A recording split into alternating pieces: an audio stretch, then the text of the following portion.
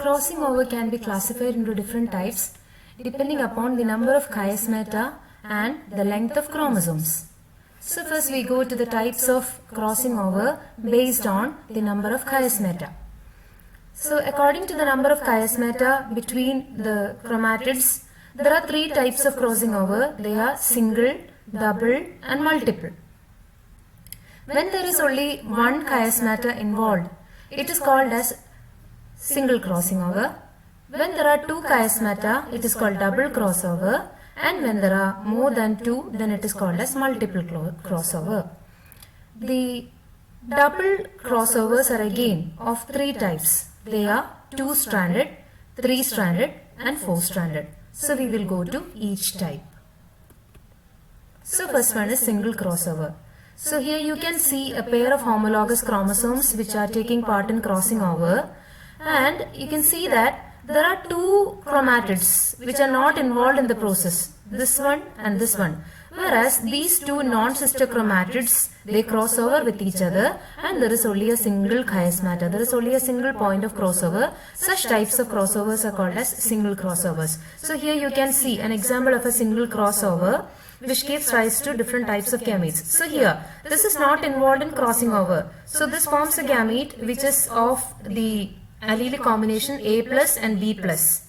But here there is a crossing over. So there is an exchange of segments. So what happens is that this gamete will be now A plus B. That means this segment comes here. So it will be A plus B. And here this is also involved in crossing over. This segment has come to here. So the gamete we get is A, B plus. So these two are the recombinant types of gametes that we get after this type of crossing over. And this one, this chromatid has not taken part, and the gamete will be like small a, small b. So this is what is called as single crossover. So here there are two chromatids involved and there is a single chiasmata, and this takes place between a pair of homologous chromosomes. And finally you will have two non-crossover chromatids like this and two crossover chromatids.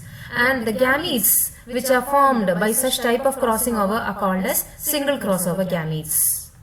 Now we will go to the second type, that is double crossover. In double crossover, there will be formation of two chiasmata. So here you can see there are two chiasmata. One point is here and there is one more crossover point. And this is what is called as double crossover. But in this, from this diagram you can see that there are only two chromatids involved. But there can be more than two chromatids involved in the crossing over. So we will see the different types of double crossovers depending upon the number of chromatids involved.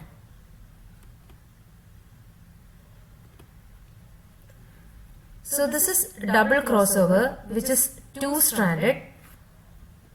Then we have double crossover which is three-stranded, and double crossover which is four-stranded. So if we go to the first one. So here you can see that only two chromatids are involved in the crossing over mechanism. This type of crossing over is also called as regressive crossing over. Regressive. And there are two, this is also called two-strand exchange.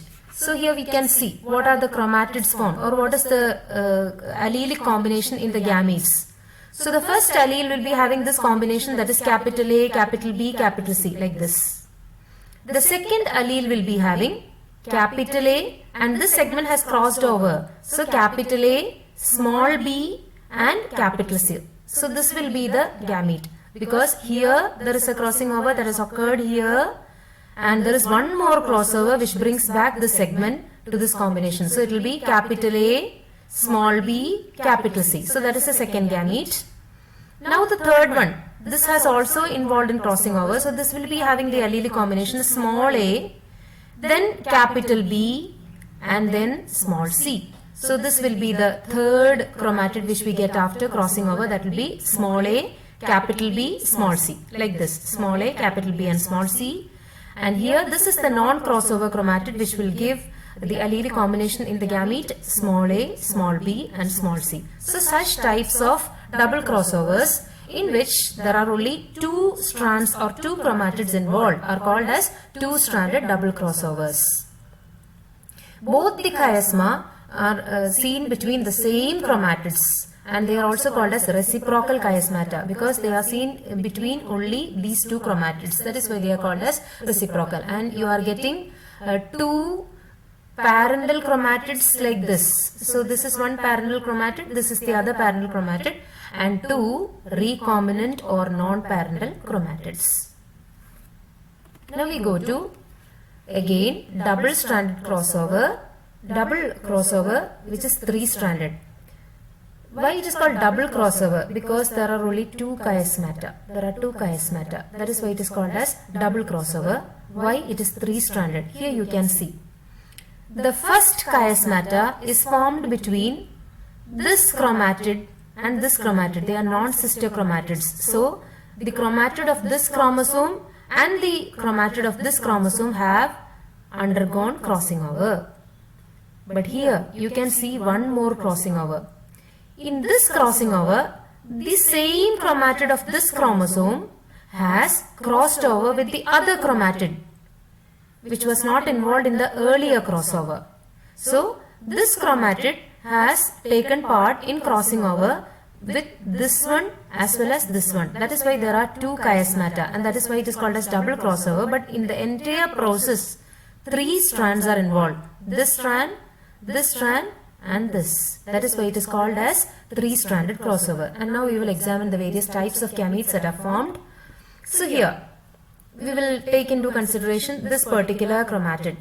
So this will segregate as capital A, capital B, and this segment joins, so small c. So this is the first type of chromatid that will be formed, or the gamete. So it will be capital A, capital B, and small c, because this segment has been exchanged. Now the second one. The second one will be this capital A, and it has got this segment, so it will be small b, and has got this particular segment, so capital C. So it will be capital A, small b, and capital C, like this. So this segment of this particular homologue joins with this one because there is a crossing over, and afterwards it will be having, so this is the this has again taken part in crossover, so this will be the gamete. So it will be capital C. So capital A, small b, and capital C. Now we go to the third strand. So here it will be small a, and this will be having capital B and capital C. So this is the only place where crossover has taken place. So it will be small a, capital B, and capital C. And this is the non-crossover chromatid which contains the alleles small a, small b, and small c. So this is the only parental combination. All the others are non-parental or recombinants. So we are getting three recombinant chromatids or gametes and one parental gamete or one parental chromatid, as which we can see from this particular diagram. Now, next is double crossover where two chiasmata are there and it is four-stranded, because we will examine the first crossover. It is between the non-sister chromatids of these two homologous chromosomes. You can see the red and green marked to differentiate them as paternal and maternal. So suppose this is paternal and this is maternal. So here these two chromatids have undergone crossing over. You can see one more chiasmata in between these two chromosomes where the other chromatids are involved. Here this particular chromatid is crossing over with this chromatid. So two new chromatids are involved in the new chiasmata. So this type of crossing over is called as four-stranded double crossover, because there are two chiasmata. It's called as double crossover, and since four strands are involved, it's called four-stranded crossover. And now we will examine the gametes. So the first one will be like this. Combination will be retained, that is capital A, capital B. But there is an exchange that has taken place. So this small c will join here. So it will be like capital A, capital B, and small c. Now we will go to the next one. So this here. Here this will be capital A, but it has crossed over with this particular segment. So it will be having capital A, small b, small c. So this is the second strand which has crossed over, capital A, small b, small c. Now we will go to the third one.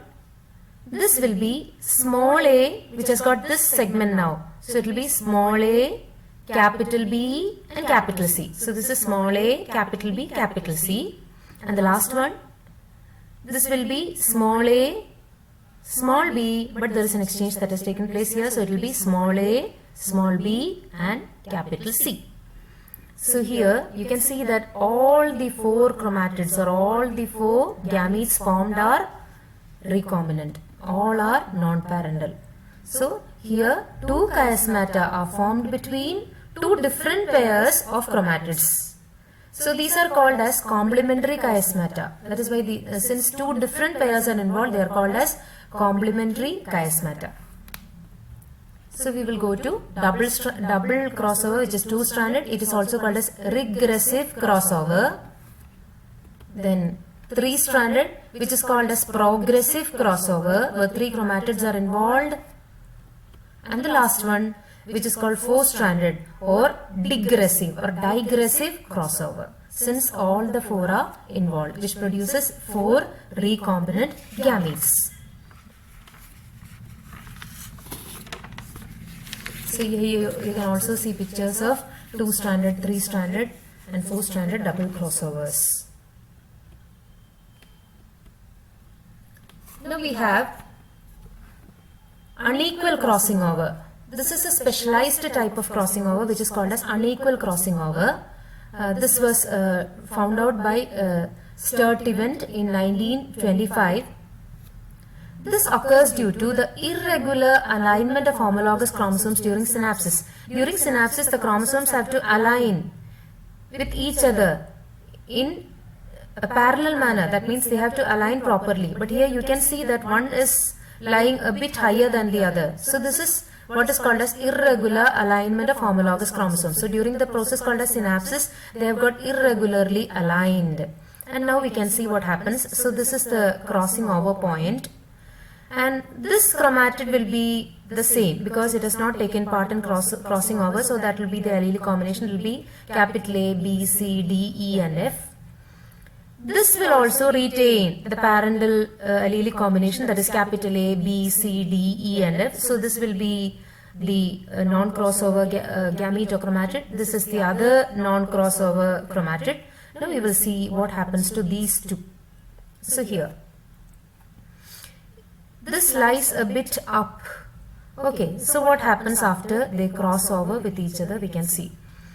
So this segment is going to join with this particular segment, and the blue segment is going to join with this particular segment. So what happens, we can see. So here it will be like capital A, capital B, and this is the remaining part which the chromosome gets after crossover, the chromatid gets after crossover. So this will be like A, B, then D, E and F. So this will be the combination A, B, D, E, F. Whereas this will be carrying A, B, C. Now this part. Again C, D, E, F. So this will be like A, B, C, C, D, E, F. So what did we find here? Here we have found two crossover chromatids which are having slightly different allele combinations different from that of the parents. So here in one you can see there is a duplication. That means this gene or this segment called as C is repeated in this chromatid after the process, after the crossing over process. So this is what is called as duplication. There is duplication of a segment, whereas the other chromatid has completely lost the segment which is called as C. So it is called as deletion. So unequal crossing overs may lead to chromatids in which one is having a deletion and the other one will be having a duplication. So such types of crossing overs are called as unequal crossing overs. Illegitimate crossing overs occur between heterologous chromosomes because these two chromosomes are different. They do not belong to the same homologous pair. They belong to different pairs. This is one homolog. This is some other homolog of another homologous pair. So this is one chromosome. This is another chromosome which belongs to another homologous pair. But they have undergone crossing over. So what happens? After crossing over, the allele combination will be like capital A, capital B, capital F. and capital D, capital E and capital C. So it will lead to different allele combinations which are much different from the parental combinations. That is why it is called as illegitimate crossing over, because it is occurring between non-homologous or heterologous chromosomes. Heterologous chromosomes are chromosomes which are morphologically and genetically different. So these are the different types of crossovers which we have to study.